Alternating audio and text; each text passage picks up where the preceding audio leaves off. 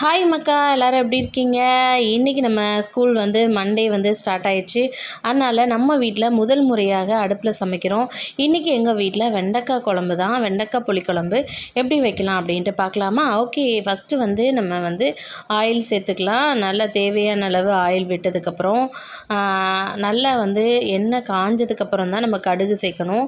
அப்போ தான் நம்மளுக்கு கடுகு கடகடன்னு வெடிக்கும். கடுகு வெடித்த உடனே வெந்தயம் சேர்த்துக்கணும்.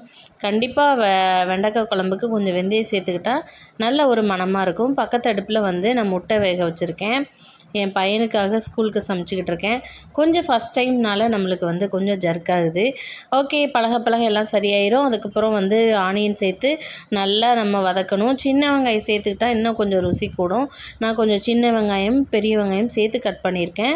அரை பச்சை மிளகா தான் சேர்த்துருக்கேன். ஏன்னா இது ரொம்ப கொஞ்சம் காரமாக இருக்கிறனால நம்ம மசாலா எல்லாமே சேர்க்குறனால அரை பச்சை மிளகாய் எங்களுக்கு போதும். உங்களுக்கு தேவையான மிளகா காரத்துக்கு தகுந்தாப்பில் சேர்த்துக்கோங்க.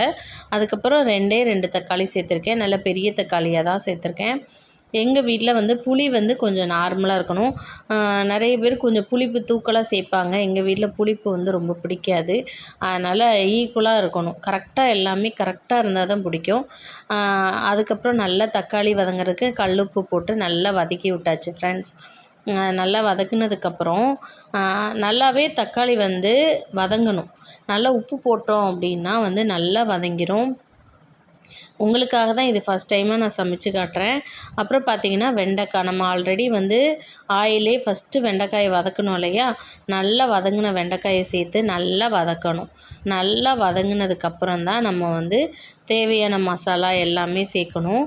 நல்லா அந்த வெங்காயம் தக்காளி எல்லாமே ஈக்குவலாக எல்லாமே சேர்ந்து நல்லா வதங்கணும் ஃப்ரெண்ட்ஸ். கொஞ்சம் ஃபஸ்ட் டைம்னால கொஞ்சம் ஜர்க்காகுது. அப்புறம் பழக நம்மளுக்கு சூப்பராக சமையல் வீடியோ வந்துடும். அதுக்கப்புறம் பார்த்திங்கன்னா புளி தண்ணியிலேயே நான் வீட்டு குழம்பு பொடியும் சேர்த்து மிக்ஸ் பண்ணி வச்சுருக்கேன். நான் வீட்டிலே ரெடி பண்ண பொடி, வீட்டு குழம்பு பொடி.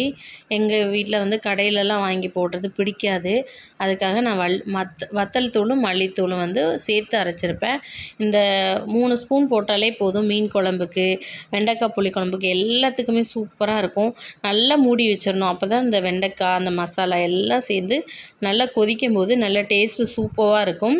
அதுக்கப்புறம் பார்த்திங்கன்னா நல்லா நம்மளுக்கு தேவையான அளவு தேங்காய் கூட, சின்ன வெங்காயம், 2 சீரகம், பேருக்கு 2 சீரகம் தான் போடணும், சேர்த்து அரைச்சி இது கூட நம்ம சேர்த்து நம்ம மிக்ஸ் பண்ண வேண்டியதான்.